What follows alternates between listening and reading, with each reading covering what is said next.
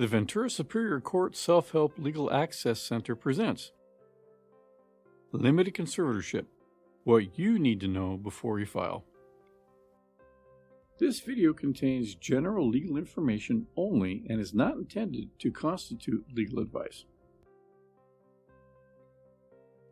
This video will discuss important information you may want to know before filing a limited conservatorship court case.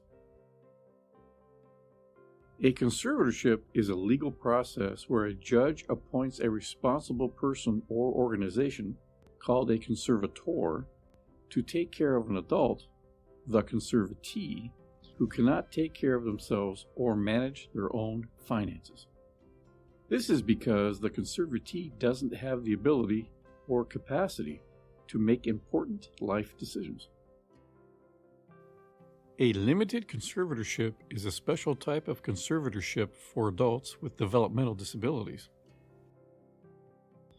These are disabilities that begin before the person is 18 years old and are expected to last for their whole life. People in a limited conservatorship often get services from a regional center. The regional center is a service provider for people with developmental disabilities. A judge can only appoint a conservator if it's necessary to promote and protect the person's well-being. The conservatorship must be designed to encourage the conservatee's maximum self-reliance and independence. The conservatee's medical providers will complete forms to help the court determine the conservatee's abilities or capacity. You need to consider alternatives to a conservatorship. The court will ask why these options wouldn't work for your situation. Some examples of alternatives are power of attorney to make financial or medical decisions, healthcare directive to make medical decisions, and supported decision-making agreements. For additional information on these alternatives, please contact the Self-Help Center. All links are provided in the video description below. If you decide a limited conservatorship is the best option for the person, you have to decide what you want to be responsible for. A limited conservator can be responsible for taking care of the conservatee's personal needs, like housing and healthcare, called conservatorship of the person, and or managing the conservatee's money and finances, called conservatorship of the estate. You can choose to seek either or both types of limited conservatorship.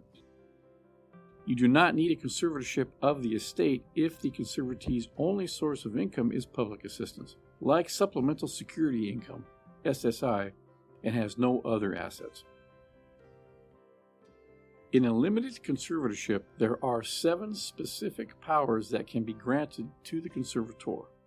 Those powers are: select the conservatee's residence or specific dwelling, access the conservatee's confidential records and papers, consent or withhold consent to the conservatee to marry, exercise the conservatee's right to enter into a contract, give or withhold medical consent on behalf of the conservatee, exercise or limit the conservatee's right to control social and sexual contacts and relationships, and make decisions about the conservatee's education. The court grants to the conservator only those powers that are necessary to support the conservatee. There are many duties and responsibilities that can be granted to the conservator, such as arranging for the conservatee's care and protection, deciding where the conservatee will live, making arrangements for the conservatee's health care, meals, clothing, personal care, housekeeping, transportation, and recreation. Conservatees have all basic human rights and the right to be well cared for by the conservator. They retain any of the 7 powers that are not given to the conservator. Conservatees have the right to ask questions and to express concerns and complaints about the conservatorship and the conservator's actions. For additional information on these duties and rights, please refer to the Judicial Council's Handbook for Conservators and Form GC 341, Notice of Conservatee's Rights. Both are available on the California Court's website. Anyone interested in the conservatee's well-being can file a petition to be the conservator. This includes family members, friends, or trusted individuals. If the conservatee is able to express their preference, they can tell the court who they would like to be their conservator. The court will choose someone who will act in the conservatee's best interest. The court can also appoint co-conservators, meaning two or more people share the responsibilities. Co-conservators share the duties equally and must work together and agree on all decisions for the conservatee. You can start the process for an adult at any time. If the person you want to help is about to turn 18, it's a good idea to start 3 to 4 months before their 18th birthday. The conservatorship will not take effect until they turn 18. You should file the limited conservatorship in the county where the conservatee lives. If you want to file in a different county, you must explain to the court why that's in the conservatee's best interest. Once you file the conservatorship paperwork with the court, a court investigator and an attorney for the conservatee will be assigned to the case. In Ventura County, the conservatee's attorney is from the Public Defender's Office. Both play important roles in making sure the conservatorship is necessary and in the best interests of the conservatee. Their reports and recommendations help the judge make an informed decision about whether a conservatorship is necessary and, if so, what powers the conservator should have. Both the court investigator and the public defender must visit the conservatee before the court holds a hearing to decide whether to establish the conservatorship. They meet privately with the conservatee to understand their wishes and needs. The court investigator meets with the conservator, speaks with family members and other people involved in the conservatee's care, and runs a criminal background check on the proposed conservator. The court investigator will prepare a confidential written report to the court before the hearing. The report includes recommendations on whether the conservatorship is necessary, what powers should be granted to the conservator, and any concerns about the proposed conservator. The conservator, conservatee, the conservatee's appointed attorney, and close relatives receive a copy of the report. The public defender represents the conservatee's legal rights during the conservatorship process.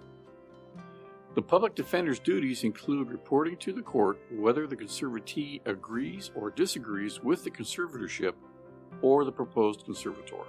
If the conservatee is a client of a regional center, they conduct their own evaluation of the conservatee's needs and abilities. The regional center will also prepare and submit a report for the court, which includes recommendations about whether a conservatorship is necessary and, if so, which specific powers the conservator should be given.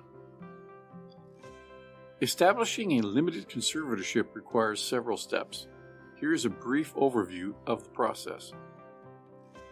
Step 1. Get the forms and information from the Self-Help Center. Step 2. Fill out the forms. Step 3. File the forms with the court. Step 4. Serve the filed forms on certain relatives and agencies. Step 5. Meet with the court investigator and regional center for their reports. And Step 6. Attend the court hearing where the judge will decide whether to appoint a conservator. The court hearing is the final step in the process for establishing a conservatorship. The judge will review all the information and evidence to make a decision. Anyone interested in the conservatee's well-being may attend the hearing, including family members or other concerned individuals. They can either support or object to the conservatorship. The conservatee is generally required to attend the hearing in person unless there are valid medical reasons that make it unsafe or impractical for them to be there. If attending would pose a risk to the conservatee's health, the court may excuse their attendance. To grant a conservatorship, the judge must see clear and convincing evidence that it is necessary. This means that the evidence presented must show that the conservatee cannot manage their own affairs or care for themselves, and that appointing a conservator is in the conservatee's best interest. The judge will carefully review the court investigator's report, the public defender's input regarding the conservatee's wishes, the regional center's report, if the conservatee is a client, and any other evidence presented by the people involved in the case. The judge will also check to ensure that all legal procedures have been followed, such as serving notices to the required parties and completing background checks. If the judge grants the conservatorship, the judge will sign an official document called the Order Appointing Probate Conservatorship, which formally establishes the conservatorship and outlines the specific powers given to the conservator. The court also issues letters of conservatorship, which serve as legal proof that the conservator has the authority to act on behalf of the conservatee. If the judge grants the limited conservatorship, you will officially become the conservator. The conservatorship remains in effect until either the court ends it or the conservatee passes away. It's important to remember that even though you are the conservator, the conservatee still has rights. They should be included in decisions about their life as much as possible, and they can always raise concerns about the conservatorship with the court. The court will continue to oversee the conservatorship to ensure the conservatee's rights are respected and their needs are being met. This means that you will be required to submit periodic reports every year or every other year to the court and also report any changes in the conservatee's condition or residence. For more detailed information on your responsibilities and how to fulfill them, be sure to review the Judicial Council's Handbook for Conservators, which explains your duties in detail. The Self-Help Center provides a webinar and gives you a step-by-step guide to complete forms. The link to register for the webinar is provided below. Thanks for watching. For more information on how to get started, please contact the Self-Help Legal Access Center. We're here to help you every step of the way.